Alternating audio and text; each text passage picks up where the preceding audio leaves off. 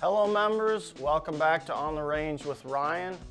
Last segment we talked about grip, and I want to follow up on that today a little bit further. So it's winter, it's really a good time to check your grip at home.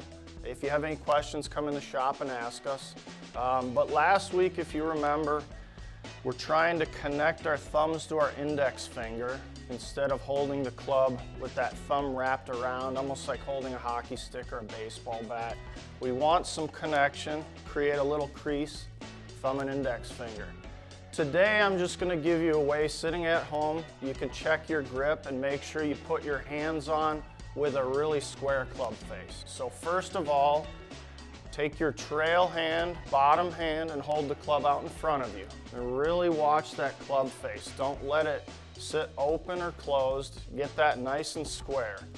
From there, now we have a square club face we're going to put our top hand on. So if I place this hand on properly, and I create that little crease there again like last week, that's going to point up near my collarbone. Also, you can look down at your knuckles, and if I look down at my knuckles, I should see the first two knuckles, maybe 2.5 knuckles or 3. From there, again, our top hand's on very good. Now concentrate on the bottom hand. Whether you interlock, overlap, 10-finger grip, we just want our hands connected. We don't want to separate at all. We don't want any big gaps between them. So make sure you place that hand up where it should, touching or interlocking with that top hand. And then put your hand on covering up the top thumb. Make sure it's not way underneath. The most common thing I see most amateurs get wrong is usually with their bottom hand. They do a pretty good job in the top hand, but then they take this right hand or bottom hand and they wrap it too far underneath. So let's take our time, put the club across at an angle in our fingers. Place that muscle of your bottom thumb covering up your top thumb.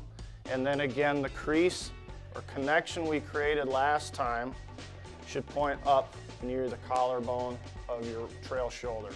So if I'm in a poor position, that crease points way, way outside my right shoulder. A little bit back here is okay, but try to get it up closer to the collarbone. And that's it. That's a good way for you to just walk through your own grip at home. Make sure your hands are properly positioned, because again, our hands really help us control club head speed. We can get faster club head speed with a good grip. The club face control is very, very important and helpful, benefits from a good grip. And then lastly, where the club goes in our swing. If we keep it on a good swing path, a lot of that comes from your grip. So a good time of year to check it. If you got any questions, let me know. Otherwise, I look forward to seeing you next time on the range with Ryan.